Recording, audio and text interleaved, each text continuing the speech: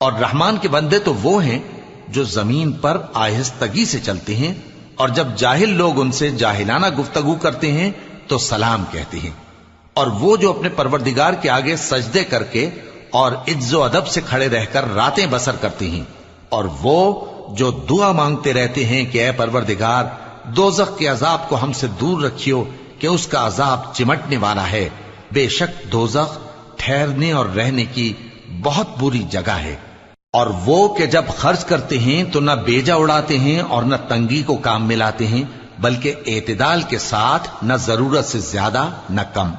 اور وہ جو اللہ کے ساتھ کسی اور معبود کو نہیں پکارتے، اور جس شخص کو مار ڈالنا اللہ نے حرام کیا ہے اس کو قتل نہیں کرتے مگر جائز طریق یعنی شریعت کے حکم سے، اور بدکاری نہیں کرتے، اور جو یہ کام کرے گا سخت گناہ میں مبتلا ہوگا۔ قیامت کے دن اس کو دون